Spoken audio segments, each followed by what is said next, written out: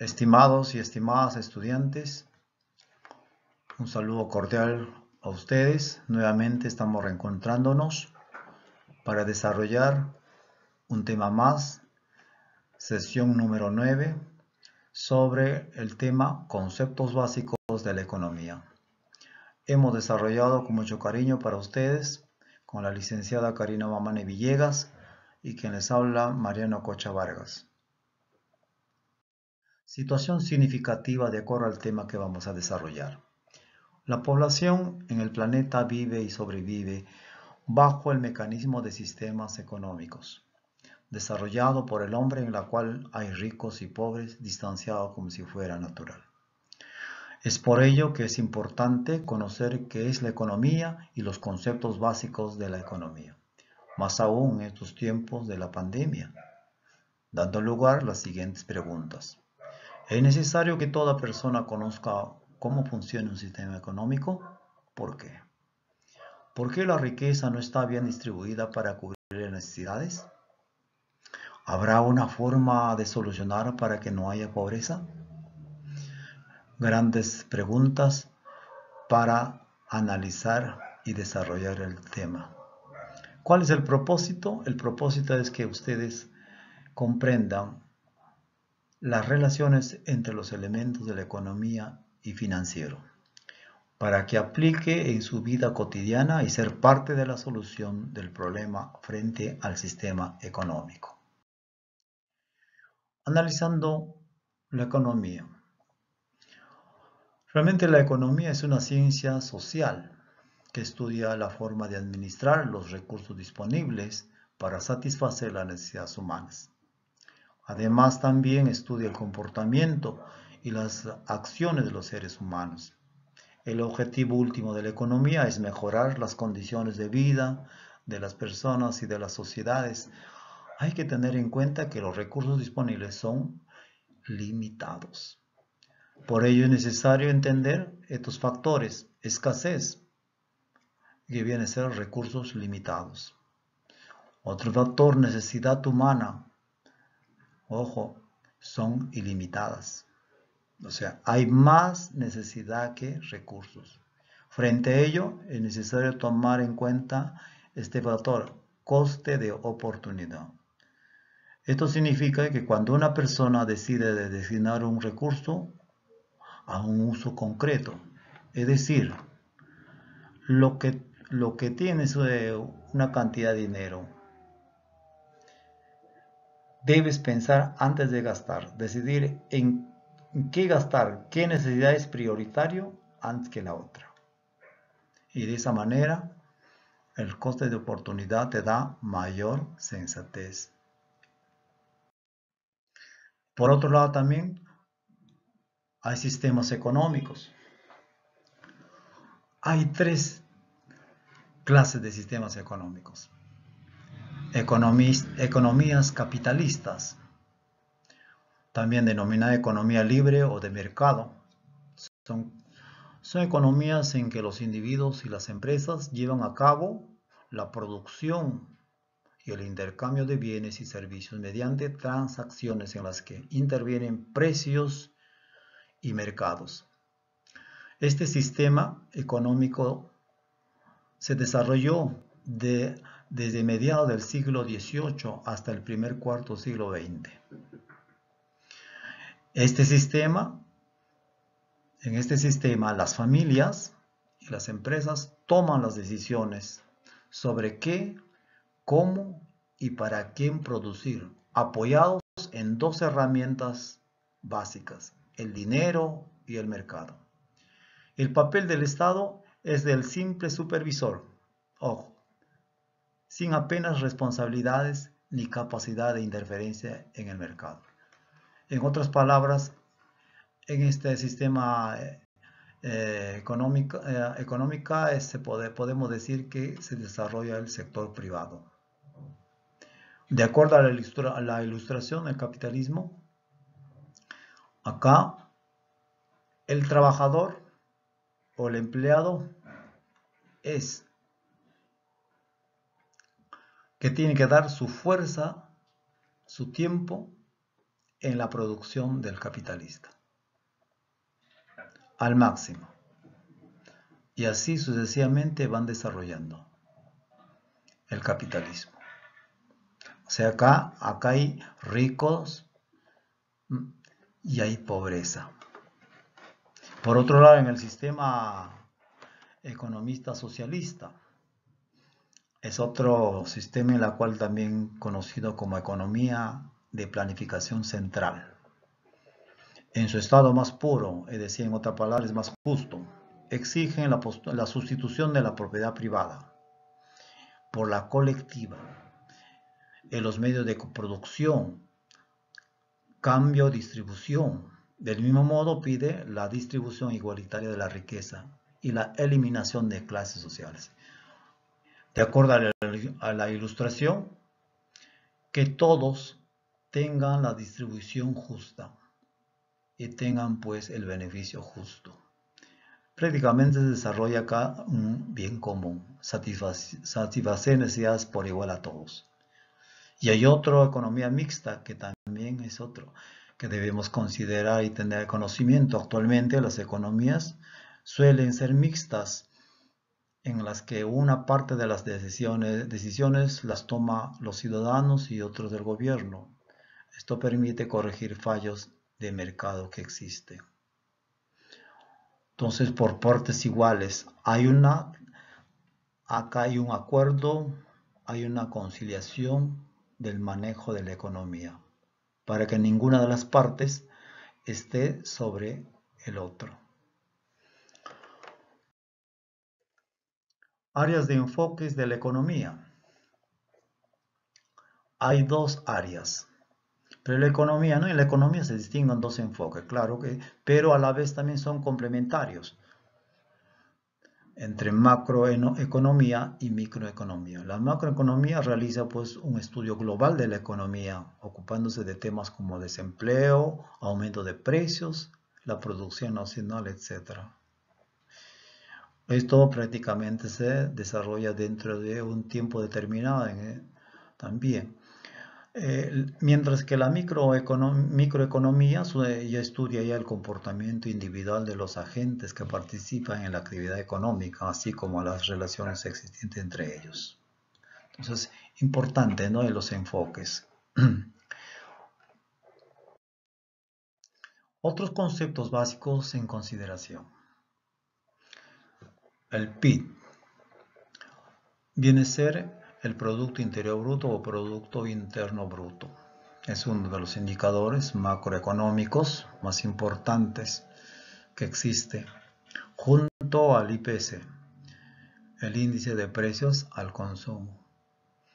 Es un indicador que mide la variación de los precios de una cesta de bienes o un conjunto de bienes y servicios en un lugar concreto durante un determinado periodo de tiempo. Y a las tasas de empleo se le considera pues un termómetro, así se comprueba el estado de la salud de la economía.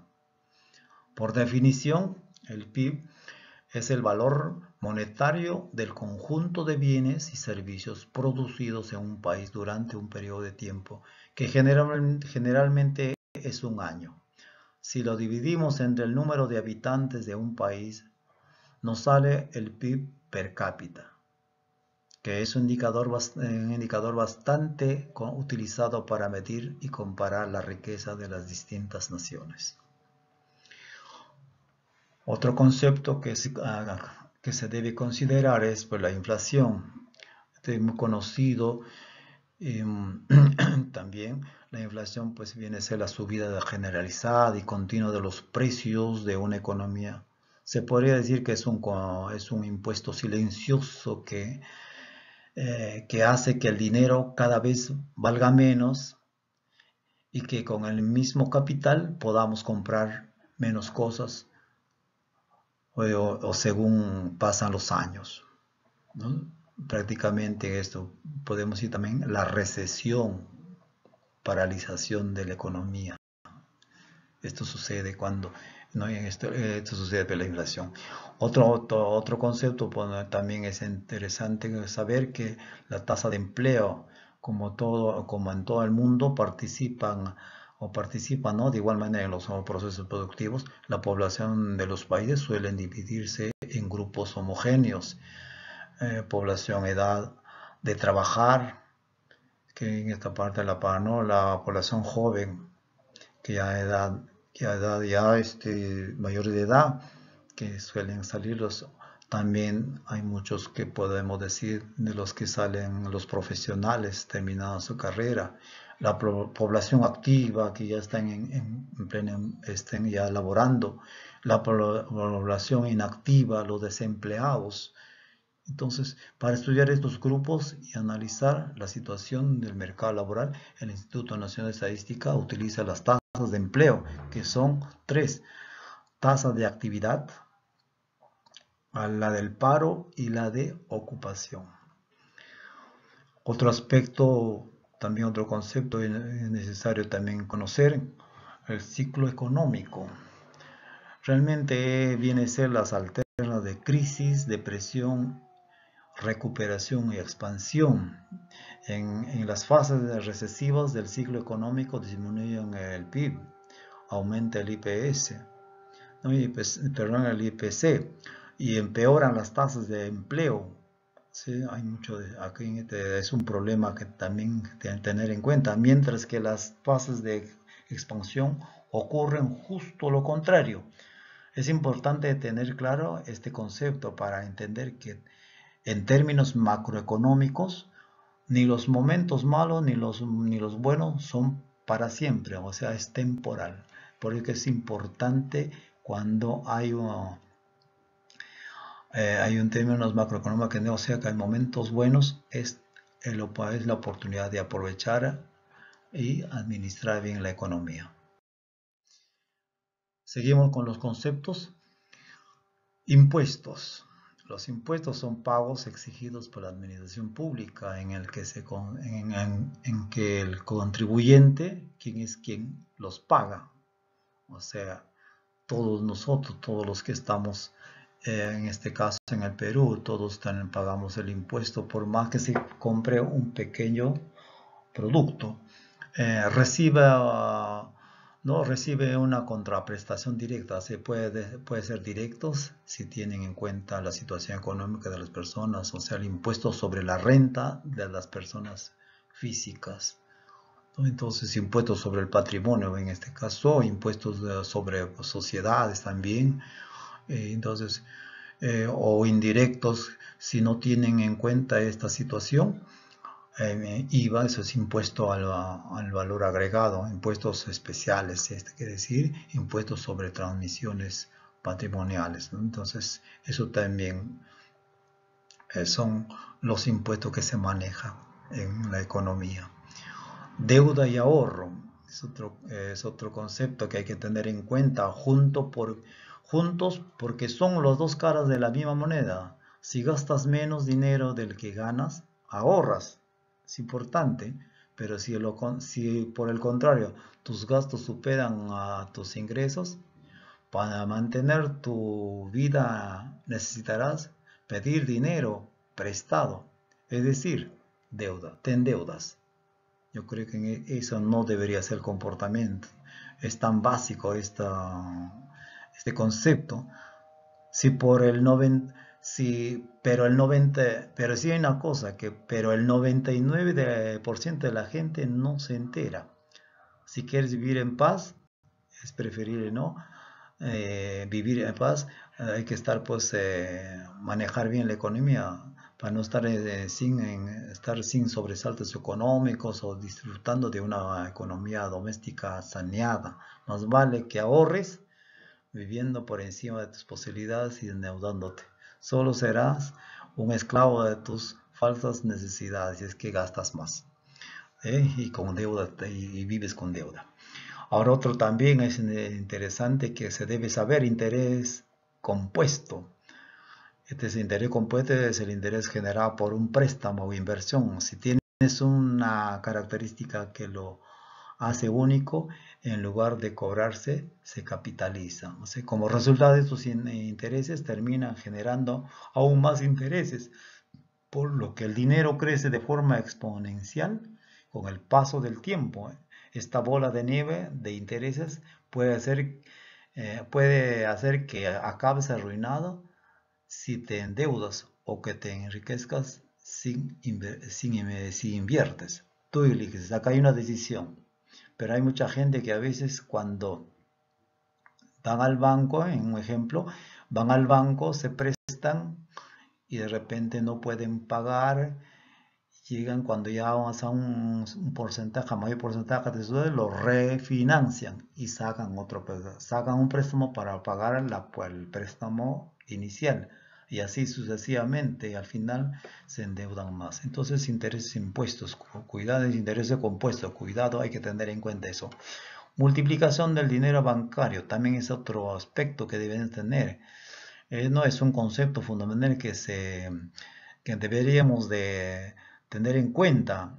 Es decir, ¿no? Que al menos, por ejemplo, hay de 10 personas, al menos 9 personas de cada 10 personas ignoran por completo este concepto. Por ejemplo, cuando depositamos dinero en el banco, esto no está obligado a meterle a una caja y ponerla a nuestro nombre. Por el contrario, solo tiene que guardar un pequeño porcentaje. Esto ya el coeficiente legal de caja, se dice de esa manera, en forma de reserva. Quiere decir, por ejemplo, si tú depositas al banco que te lo guarden 1000 soles, de los 1000 soles lo reserva solamente el 10% de 100 soles. Y 900 lo utiliza para trabajar. Entonces eso, este es el multiplicador del dinero bancario. Entonces el resto puede usarlo pues para conceder préstamos o hacer inversiones. Como resultado se produce un fenómeno conocido como multiplicador de dinero, o sea, se aumenta. ¿Qué es el incremento de dinero legal que se produce dentro del sistema bancario al realizar un depósito inicial? O sea, es interesante estudiarlo con mayor profundidad esto. Por otro lado, también acá hay unos videos que ustedes tienen que verlo con mucha atención para responder estas preguntas. Las preguntas que están en las anteriores diapositivas, van a desarrollarlo en la ficha que le vamos a entregar. Y así también el que aprendiste, prácticamente la metacognición, la autoevaluación. Estas 5 preguntas también lo desarrollan en la ficha. Por favor. Así de esta manera, mis queridos estudiantes y queridos estudiantes, terminamos una sesión más, esperando pues que hayan aprendido un poco más y ampliar su conocimiento.